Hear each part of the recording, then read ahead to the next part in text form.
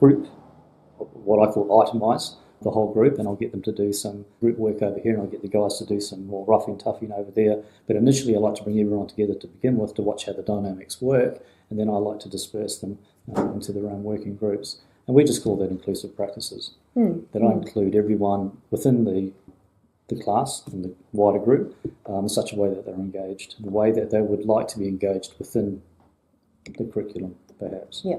All right. So, Pav, let's talk about early intervention. Okay. So the principle of early intervention is really about intervening at a stage before it can develop into something a lot bigger than necessarily needs to be. So there's a program that I've worked on in the past at a primary school, and not just one primary school, and that is that my staff, my students, will go over there and start to build those early relationships and join in, and like we do homework, we do reading skills, we do activities and play games, etc. To get those students that typically, what I notice, are socially isolated within the school. They're the sort of students that hang back, or they're introverted in the classroom. They don't tend to get involved.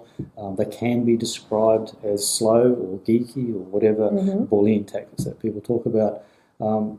Once we start to develop those relationships with those young people, they tend to grow because they feel empowered and they feel respected. So it's the same stuff. There's no difference between, in my mind, from a primary school to a high school. So we've actually created this program where we go to the primary school, we work with the young people there, and we're talking young, we're talking 2, 3s and 4, because in my mind that's the early intervention, because they start to fall off the radar there before they go to the high school, and their reading skills are down, their literacy and numeracy and the whole lot. If that's not working very well, then it just tends to the problem shifts from one to another, middle school and then into the school. Exactly, and it shifts into a whole developmental stage. It's not just this stage. Now it's this stage, and then every developmental stage comes with it a set of tasks and malignancies and so on and so forth. So if we can work on it as early as possible, and education has been identified as being extremely important in young people integrating into society, etc., because it gives them opportunity. It also is about role valorization, because if I've got an identity, we're talking about the developmental stage of adolescence, if I've got an identity and I'm good at math and I'm good at these things, people see me as that, my self-esteem is better, then I'm more likely to integrate within the school and the social structure. Humans, and adolescence in particular, is the most socially active stage out of all of the stages. And adolescence at that stage too is a time when, more than any, they want to be with their same age peers. So we need to provide them with that opportunity. And a lot of the things that are going on with the young person at that particular developmental stage is that it is about risk-taking. It is about pushing those boundaries and those challenges because they're necessary to survive, which in a world that can be quite ruthless, quite dangerous out there. So we tend to look at a lot of these behaviours as something that's wrong because they don't fit into our schema, but in fact they're actually very, very necessary.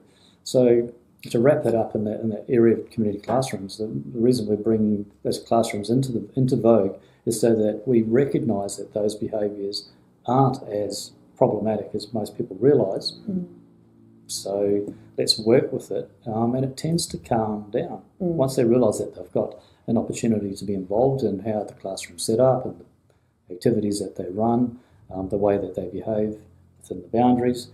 They tend to give a lot of those other behaviours that aren't particularly necessary, more challenging, they give them away because they don't need them. So the environment that I'm trying to create, as opposed to what it would be in a normal classroom, is that we have all these simulated type assessments.